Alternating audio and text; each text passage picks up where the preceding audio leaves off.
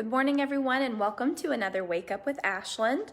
My name is Cameron Walpole. I'm the manager of tours and education here at Ashland, the Henry Clay Estate. So today we're going to be taking you on a little bit of a tour. We're going to be actually previewing our Women's Voices tour. So this is Wake Up with Ashland, our series that's sponsored by Dupree Mutual Funds. So I just want to say hello to everybody who's joining us today. If you could, please go ahead and let us know where you're joining us from in the comments. And if you have any questions throughout the tour, please let me know. I want this to be as interactive as we possibly can make it. I actually have some colleagues who are watching as well. So if you have questions that I can't answer, we'll find an answer for you. So again, today we're doing our Women's Voices Tour preview. Why are we doing the Women's Voices Tour? A couple of reasons. One is that every Wednesday in the month of August, we're actually offering our Women's Voices Tour. This is going to take place at 4 p.m. every Wednesday in August. So you can actually go online now to henryclay.org to purchase your tickets. You can purchase your tickets for a public tour for Wednesdays, but you can also book a private tour. If you want to come here with a group, you can actually take the Women's Voices Tour or any other one of our tours kind of on a private basis. So you just need to actually contact me for that, to kind of set that up. I see that Mary Broach is watching. Hello, Mary. Good morning. So the other reason, why are we actually offering this Women's Voices Tour every Wednesday in August? Well, we're actually doing this because this is the 100th anniversary of the ratification of the 19th Amendment, which guaranteed voting rights for some women. It didn't guarantee voting rights for all women, but it did secure the vote. So we're going to be celebrating women like Madeleine Mcdowell Breckenridge, who was a suffragist. We're also going to be focusing on 100 years before the vote. So the vote happened in 1920. What happened in 1820? What was it like for a woman in Kentucky during that time? We're also going to be looking to the future and looking to now and what are women's roles in society today. So we're really excited to offer this tour. We launched it last year. We actually were running it this year, but coronavirus happened, but we actually are going to be offering it every Wednesday at 4 p.m. in August. So we'll give you a little bit of a preview of the tour, just kind of whet your appetite, then you can go online to book your tickets there. So I'm going to go ahead and turn the camera around and let you see our kind of timeline that we have here. What is so cool about this tour is that it really follows the lives of women and the course of women in society from the 1800s to the 1900s. So we're focusing on women like Lucretia Hart Clay, all the way up to women like Madeleine Mcdowell Breckenridge. This tour explores how women either accepted and reflected this kind of social norms of their times. Women like Lucretia Hart Clay, women like Sally Hall and Susan Jacob Clay. And then we're also going to be focusing on women who totally rejected the social norms and found ways to make their voices heard. So women like Lottie Dupuy, who was enslaved here at Ashland, who sued Henry Clay, the sitting Secretary of State, for her freedom. And women like Josephine Russell Irwin Clay, who was kind of known as the pioneer horsewoman of Kentucky, and also Henry Clay's great-granddaughter, Madeleine Mcdowell Breckenridge, who was a suffragist. Today in Lexington, they're actually erecting a brand new sculpture, which is dedicated to the women who were involved in the suffrage movement, women like Madeleine Mcdowell Breckenridge. So this tour is going to focus on how these 9 women kind of navigated the social norms of their times, how they reflected those norms, and how they rejected those norms. So today on this tour, we're kind of just going to be going through the house and looking at different rooms and figuring out who would have been welcome in each of these rooms and what a woman's role in each room would have been. So our drawing room that we're in today, kind of give you a little pan of this room. A beautiful room, clearly a room for entertainment, right?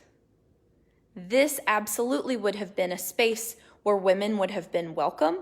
In fact, this room for us kind of represents how women like Lucretia Hart Clay would have been very responsible for the domestic side of life here at Ashland. Lucretia, it would have been her responsibility to maintain a home that it was worthy of a statesman like Henry Clay. So Lucretia Hart Clay, very involved kind of in the domestic sphere. Now we're going to be talking throughout the tour a little bit about the domestic or the private sphere and then the public sphere. Women inhabited during Lucretia's time, women really just inhabited the domestic or private sphere. This just means that they were responsible for the family, they were responsible for the spirituality and the faith of the family, and they were also responsible for all things related to the home. The public sphere, what's different about that? Well, that's a place for men. Men can go to taverns, they can have conversations about politics. Those would have been a little bit unseemly for women like Lucretia Hart Clay. So when you take the Women's Voices tour, you'll kind of get to explore that in more detail. The next room is the dining room, and the dining room is incredibly significant for women. Again, this is another space for entertainment, but women like Lucretia Hart Clay would have been welcoming people like the Marquis de Lafayette and Daniel Webster. So in her role as kind of the mistress of Ashland, she would have been responsible, and all of the kind of duties would have reflected upon her ability to manage Ashland. Now, the food that you see on the table, we're kind of thinking about how did it get here? Well, this would have been a responsibility for women like Charlotte Dupuy, who were enslaved here at Ashland. While women like Charlotte Dupuy would not have been welcome to sit at this table, they would have been the ones responsible for cleaning these rooms, for preparing the meals, for serving the meals. They would have then kind of had to shrink back into the shadows to let the Clay family and their visitors enjoy their meals. So contributions from women like Charlotte Dupuy, who cooked food here at Ashland, are really innumerable. We are now going to head into another male space, which is the study. So when we think about women during, especially Lucretia, Henry Clay's wife's time, they're not the ones doing the business for the most part in the family. It would have been a little bit unseemly for a woman to be totally responsible for the business side of running the estate. This would have absolutely been something that Henry Clay would have done. So we have here Henry Clay's study. Again, a very male inhabited space. The only women who really would have come in here would have been women who were cleaning the home, and women like Sally Hall, the English housekeeper, who came here only on a couple of occasions to be paid. So women like Sally Hall had an incredible responsibility here at Ashland for maintaining the home and keeping things running. And she would have had very few rights as a woman in American society. However, she would have had more than women like Charlotte Dupuy. We're going to head down the hallway here, and we're going to go into the billiards room. And I just want to say hello to Julie Sumner. That's my mom. Hi, Mom. Brenda Toomey watching from Lexington. George Goss is watching from London. I see Julie Brock. Good morning, Julie. Julie is a descendant of Henry Clay. Now, if anybody has any questions, please let me know. And what do you think? Does this look like a male space or a female space? This is certainly a male inhabited space, right? This is the billiards room. This room, you can really envision men who are playing billiards here, maybe smoking cigars, maybe drinking bourbon. We also, when we're giving tours of the home, we interpret the horse racing industry here at Ashland in this room. And the horse racing industry, clearly something that was just for men, right? That's mostly true, but there were women who broke those social norms. Women like Josephine Russell Irwin Clay. You can see Josephine here. Kind of got a bad glare on Josephine. Let's try this image. There we go, that's a little bit better. So you can see Josephine here, who was once married to Henry Clay's grandson, who died at the Battle of Vicksburg. Then she was married to Henry Clay's son, John. John, who ran Ashland Stud. Sue Andrew is saying this is a subject that needs to be told. Sue does an incredible job. Maybe we'll bring Sue here just to talk about Josephine Clay and her story. She's pretty remarkable. Josephine, I'm going to give you another image of her when she's younger.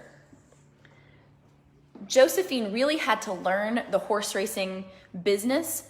Her husband, John, suffered from alcoholism, so there were times in her life and times here at Ashland where she really had to step up and manage the estate and manage Ashland Stud, the stud farm that was here on the property. So Josephine gained the reputation of the pioneer horsewoman of Kentucky.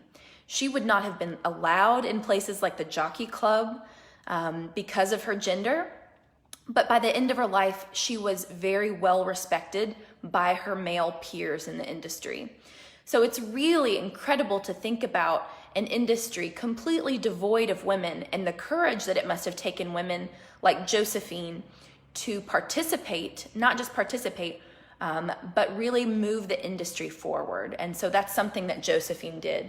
Josephine has a famous quote that I'm sure I'll butcher, but it's something along the lines of that she's going to learn to paddle her own canoe, and if the boat goes down, then she's going to go down with it. Josephine, incredible story, married to Henry Clay's grandson, has children by him. He dies in the war, and she's left as a widow. Lucretia Hart Clay says, why don't you come here to Ashland, take care of John here. She ends up marrying John. But she's always self-sufficient after this because she does learn the horse racing industry and the horse racing business. And one thing that she does is that she ensures that her daughters learn to paddle their own canoe too. So I always love the phrase paddle their own canoe. I think that it speaks volumes about her sense of independence. Now, even though Josephine absolutely broke the social standards of her day, she was still very restricted by them in many ways. Notice here, who wrote this book? She was an author. Here are some of the books that she wrote. This is pretty cool, right? It's written by Mrs. John M. Clay. You don't see Josephine's name there anywhere. She went by Mrs. John M. Clay, and maybe in order to get published. Would have been a little bit unseemly again for a woman to have her own name. That's why you see so many authors of her generation who use initials so that they can just get their books sold. So we're going to exit now and go into the nursery. Now, what do you think? Is this a story? Are there books about her in the gift shop? There are. You can actually learn about Josephine. There's a book called The Pioneer Horsewoman of Kentucky that is available in the museum store, which is now located in the cottage. And I think everything is 15% off right now because we're reopening. So if anybody is interested in learning more about Josephine, just come here to Ashland. You can take the Women's Voices tour. You can purchase the book about her in the museum store. Thank you, Julie. Good question. So the nursery that we have here has artifacts from Henry Clay's children and his grandchildren when they lived here at Ashland. Now, this is clearly a female inhabited space, right? You don't hear a whole lot of stories about the men, the fathers, taking a real hands-on approach when it came to raising the children. And often we know that women, the mothers here at Ashland, didn't do some of the raising. Some of the raising that would have taken place here at Ashland would have been done by women like Charlotte Dupuy. an enslaved woman here at Ashland, who Henry Clay even credits with helping to raise his children and his grandchildren. When Charlotte received her freedom, she was emancipated by Henry Clay in 1840. He actually cites the fact that she has helped to raise his grandchildren and his children. So you can really envision the labor taking place here in these spaces, the raising of other people's children, kind of remarkable. Childbirth was an incredibly difficult feat during that time because of the medicine that was practiced then. We didn't have the same levels of safety and precautions that we have today. And infant mortality rates were incredibly high too. So women like Lucretia, Henry Clay's wife, would have to deal with 8 of her own children passing away before her. So she had to deal with a tremendous amount of grief during her life here at Ashland. Women like Lucretia, however, had, Henry Clay often said that Lucretia had a resource that he didn't have, and that was her faith. So Lucretia often referenced her faith as a way that she got through the difficult times in her life, losing several children. Can't imagine the grief that Lucretia must have felt throughout her life. But she relied on her faith as a resource to get her through these times, to care for her other children, to be the mistress here at Ashland. It really also would have been the job of the woman in many cases as the kind of moral anchor of the family. It would have been Lucretia's job, not Henry's, to ensure that the children understood the Bible, that they were raised as Christians. Lucretia was a member of the Episcopal Church here in Lexington and was incredibly active in it. So she was a very spiritual woman, a very religious woman, and that is definitely personified in her children. You also see here that there's an image of Henry Clay. It would have been the mother's jobs to really ensure that the children were raised with an understanding of where they came from and who they were as Clay family members. Julie, my mom, says, how many children did they have? Lucretia had 11 children. Henry and Lucretia had 11 children together. But again, Henry Clay would see 7 of these children pass away. Lucretia would see an 8th. Now today, obviously, we see things changing in terms of the involvement of fathers in the raising of young children, but it's really kind of interesting to see where we came from. Okay. Now we're going to go upstairs briefly and we're going to look into the Madeleine Mcdowell Breckenridge room.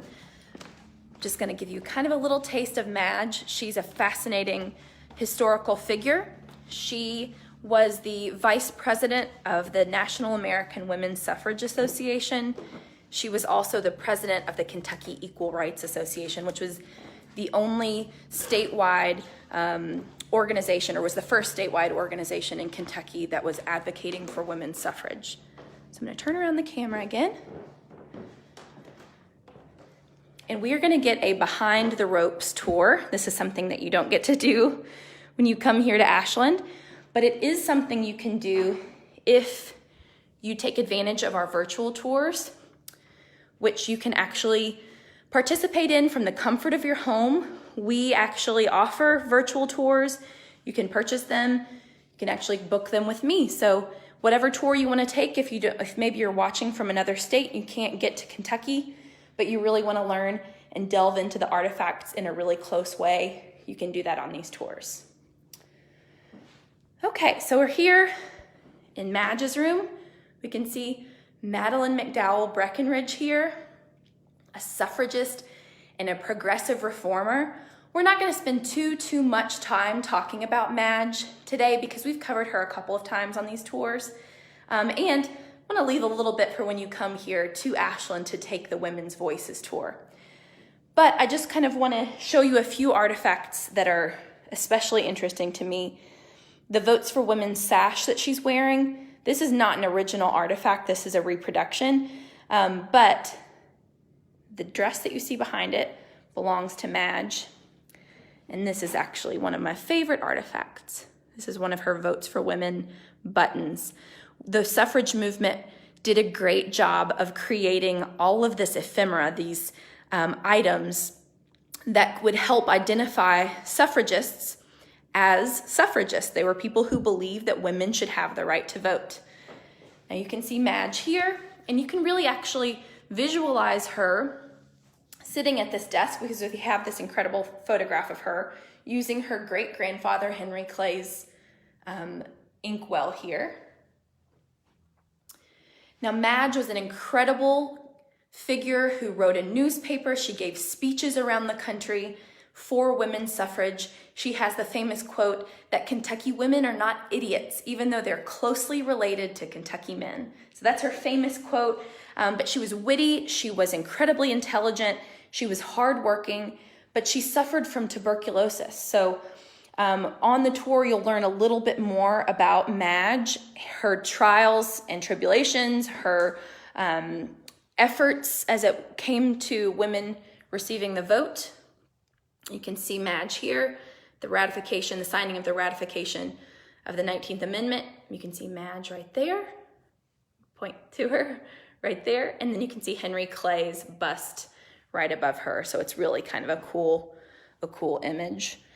Now, the last thing that we're going to show you is Lucretia. So we're rewinding in time again to the Clay bedroom. So I want to just show you Henry Clay and Lucretia's bed here.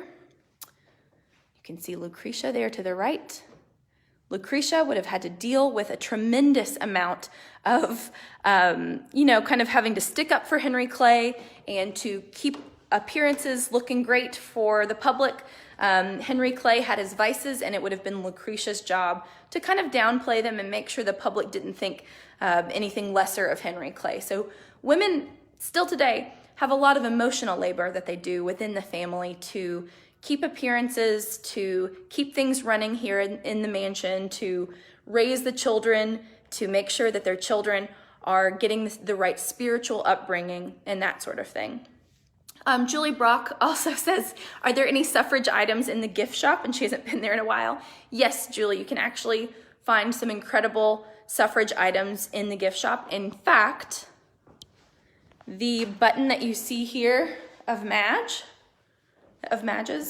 the Votes for Women button, you can buy a replica in the museum store. You can also buy lots of books about women of Ashland. You can also purchase some magnets and all sorts of really cool suffrage items in the museum store. So I'm going to end there today. I really thank you all for visiting virtually with us. But if you're in town, we want to ensure that you can come here to Ashland. So we have all of our safety precautions taking place here. We've got areas taped off to make sure that visitors can maintain social distancing. We require everyone to wear a mask when they're on the tour. So these are kind of all of the safety precautions that we're doing to make sure that visitors can come here. We've got our Women's Voices tour. You can purchase those online. You can also contact me, Cameron Walpole, at cwalpole@henryclay.org, or give me a call. My extension is 205, and book your private tour. So we really look forward to seeing you here in person. And as always, thank you for joining us for another Wake Up with Ashland.